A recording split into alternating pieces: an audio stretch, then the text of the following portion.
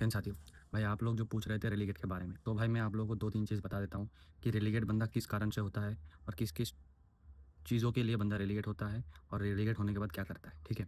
तो भाई बंदा रेलीगेट होता है, उसके बाद बंदा क्या करता है? जैसे बंदा रेलीगेट हो गया, तो उसको भाई उधर ही ट्रेनिंग सेंटर में रहना पड़ता है। जैसे आपका बैच है, ठीक है? 250 लड़का का बैच है, तो उसमें 1 या 2 लड़का रेलीगेट हो गया, तो उसमें क्या वो 2 बंदा उधर ही ट्रेनिंग सेंटर में रह जाएगा पूरा 1 साल। अगले साल जो बैच आएगा, ठीक है? अगले साल जो बैच आएगा उसके साथ फिर वो ट्रेनिंग करेगा।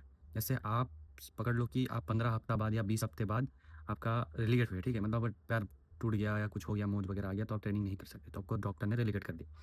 तो आपका रेस्ट ज़्यादा हो गया, ज़्यादा रेस्ट हो जाने से आपका रेलीगेट हो जाता है, ठीक है? तो अगर आप रेलीगेट हो गए तो अगले साल जो बैच आएगा उनके साथ उसी टाइम से आप जहाँ रेलीगेट हुए थे जिस डेट पे, उसी टाइम से आप फिर ट्रेनिंग करोगे, फिर पीओपी खत्म करोगे, पासिंग आउट करोगे, फिर पोस्टिंग जाओगे, बटालियन जाओगे। पर जिस बैच से आप ट्रेनिंग कर रहे हो वो सब पीओपी करके आपका पोस्टिंग बटालियन सब चला जाएगा, पर आप ट्रेनिंग सेंटर में ही रह जाओगे।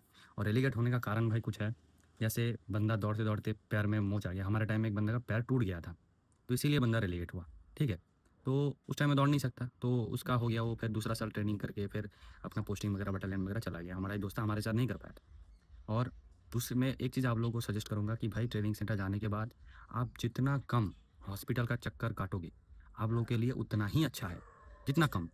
बहुत लोग मकरे होते हैं, ठीक है? काम के लिए, हमारे टाइम में भी था। काम के लिए जैसे काम कराते हैं, ट्रेनिंग में ज़्यादा हार्ड हो रहा है तो बोलता है कि सर मेरा पैर में दर्द है, सर मेरा घुटना दुख रहा है, सर मेरा कमर में चोट है, ये है। तो उस टाइम में क्या आपका कंपनी कमांडर जो भी है वो आपको हॉस्पिटल भेज देगा। रोज़-रोज़ जैसे आप बोलते रहोगे, 1 हफ्ते में 2-3 बार बोलते रहोगे ऐसे, तो सर वो समझ जाएगा कि आपका दिक्कत है, जेनुइन प्रॉब्लम है, फिर आपको डायरेक्टली एसटीसी हॉस्पिटल भेज देगा।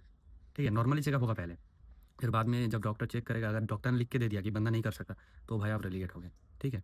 रेलीगेट से नौकरी नहीं जाता, फिर बाद में आप ट्रेनिंग करके फिर जा सकते हो, ऐसा नहीं है। तो भाई हॉस्पिटल का चक्कर मत काटना। अगर आपका जेनुइन प्रॉब्लम है तभी बताना कि सर मेरा ये दिक्कत है, तभी आप हॉस्पिटल जाना, दवाई-ववाई लेके आना, जो करना है करना। पर हॉस्पिटल कम से कम मत ही जाना, ठीक है? दवाई वगैरह बुखार वगैरह हुआ तो बताना सर ये वो नॉर्मल चीज़ है, उसमें कुछ नहीं होता, वो सबका होता है, ठीक है? गर्मी के टाइम में फोड़ा वगैरह होता है, ये सब नॉर्मल चीज़ है, इसमें कोई दिक्कत नहीं है, ठीक है? और कुछ जानना है तो कमेंट करो। जय हिंद।